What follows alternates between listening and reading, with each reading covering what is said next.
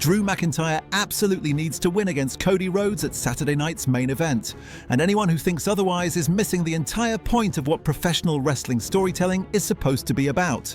This isn't just another match that can go either way depending on what sounds good in the moment or what pops the crowd for a fleeting second. This is about years of investment in a character who has been jerked around by terrible booking decisions time and time again, while management continues to protect the same people at the expense of building a deeper roster. Let's start with the most obvious fact that nobody seems willing to acknowledge. Drew McIntyre has not held a world championship since he lost the WWE Championship back in 2020. That's almost 5 years of being positioned as a top guy without actually being treated like one when it matters most. He's been in main events, he's been in high-profile feuds, he's carried entire television episodes on his back with promos that make people actually care about what he's saying. But when the rubber meets the road and it's time to pull the trigger, WWE consistently finds a reason to have him fall short. This pattern has become so predictable that it's actually damaging his credibility as a performer, and that's something that should terrify anyone who cares about the long-term health of the roster. Cody Rhodes, meanwhile, has been booked like an unstoppable force since returning to WWE. He won the Royal Rumble, he main evented WrestleMania, he defeated Roman Reigns to become undisputed WWE champion, and he's been treated as the absolute centerpiece of the entire company. That's great for Cody, and nobody is saying he doesn't deserve success or that his story wasn't compelling, but there comes a point where protecting one person at the expense of everyone else stops making sense from a business perspective. Wrestling companies die when they have one star and nobody else matters. That's not hyperbole, that's historical fact. When the audience believes only one person can win the big matches, they stop investing emotionally in everyone else, and suddenly your entire roster feels cold. The storytelling logic here is absolutely overwhelming in Drew's favor. He's been presented as someone who has legitimate grievances with WWE management, with the booking, with how he's been treated compared to other performers. This isn't just kayfabe nonsense that fans are supposed to ignore. Drew has cut promos where he's essentially shooting on his own frustrations about being overlooked, despite doing everything asked of him. He's voiced the complaints that fans themselves have about his booking. When a performer is that transparent about their position and the audience agrees with them, you have to deliver the payoff, or you're telling your fans that their instincts are wrong and they should stop caring about anyone except the chosen few. Consider the practical reality of what happens if Cody wins this match. He continues his reign, he moves on to the next challenger, Drew gets pushed back down the card again, and we're right back where we started with nothing accomplished. The story doesn't advance, Drew's character doesn't evolve, and fans are left wondering why they should bother getting invested in anyone who isn't already at the very top. That's the definition of diminishing returns. Every time you do that to a performer like Drew, you're teaching the audience that their emotional investment doesn't matter, and that the outcomes are predetermined based on who management likes, rather than what makes narrative sense. Now think about what happens if Drew wins. Suddenly you have a new dynamic at the top of the card.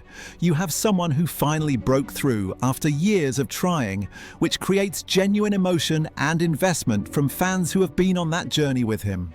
You have fresh matchup possibilities because Drew can work with different people than Cody has been facing. You have the ability to tell new stories instead of recycling the same championship feuds with minor variations. You create the perception that anything can happen in WWE programming, which is essential for keeping audiences engaged week to week. The business case for Drew winning is ironclad when you look at the numbers and realities of running a wrestling company. WWE needs multiple top stars who can carry pay-per-view events and television ratings. They need performers who can be trusted to main event shows when Roman Reigns isn't available, or when Cody Rhodes needs time off, or when injuries happen. Drew has proven repeatedly that he can be that guy. He carried the company during the pandemic era when there were no fans in the building. He delivered consistently excellent matches and promos during arguably the most difficult period in WWE history.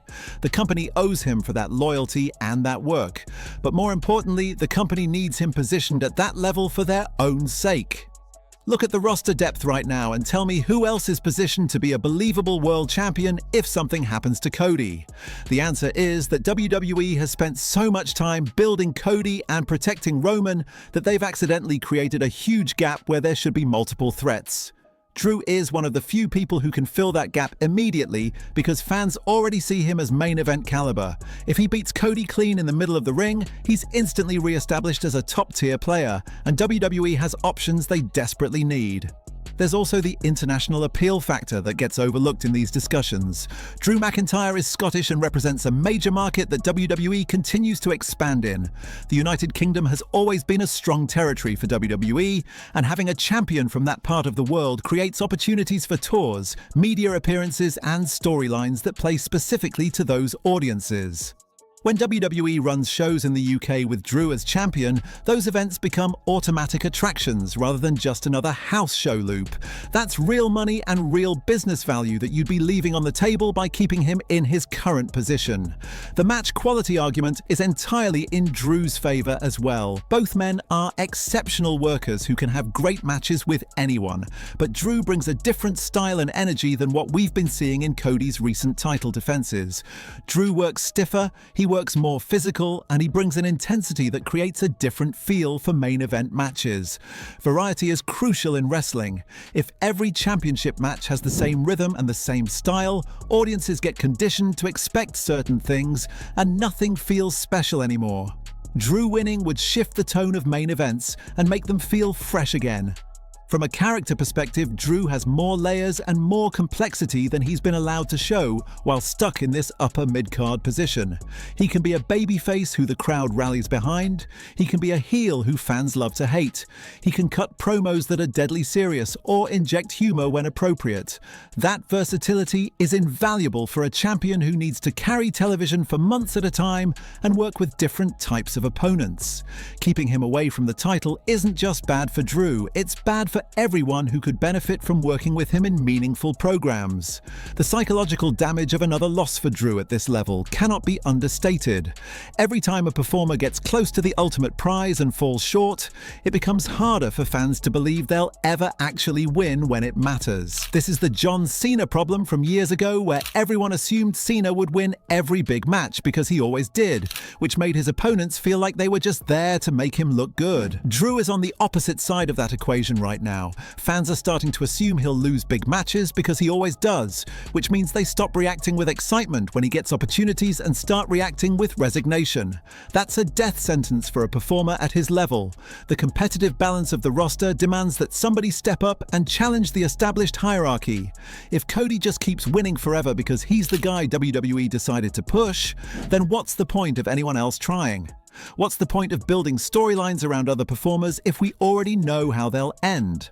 Wrestling has always been at its best when there's genuine uncertainty about outcomes, when fans can argue about who should win because both options make sense. Right now there's no uncertainty in WWE main events because everyone knows the top champions aren't losing unless it's time to pass the torch to another chosen one. Drew winning would shatter that predictability and make people care again. Consider the WrestleMania possibilities that open up if Drew is champion. You could run Drew versus Roman Reigns as a massive match between two people who define different eras of WWE. You could do Drew versus CM Punk if Punk is cleared and ready for that kind of program, giving you a fresh dynamic between two people who work completely different styles. You could even circle back to Drew versus Seth Rollins with real stakes attached instead of just another mid-card feud. The options multiply exponentially when you have a new champion rather than running back the same possibilities you've already explored with Cody. The historical precedent for moments like this is clear. Every successful wrestling company has had inflection points where they made the bold choice to elevate someone new rather than playing it safe with the established star. WWE has done this successfully before when they took chances on performers who hadn't been in that spot. Sometimes it works spectacularly and sometimes it doesn't, but the attempts are necessary to keep the product from stagnating.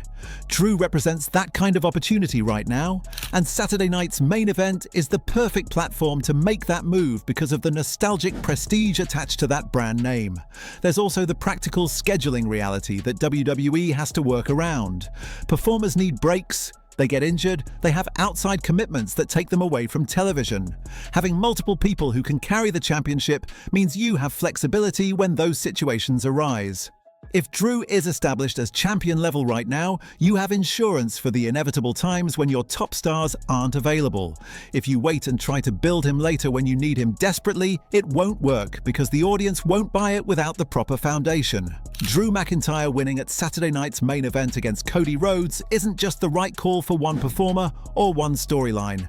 It's the right call for the entire company's future, for roster depth, for international appeal, for creating unpredictability in outcomes, for rewarding performers who have paid their dues, and for telling stories that actually have satisfying conclusions rather than endless loops of near misses. The time for hesitation and protecting the status quo is over.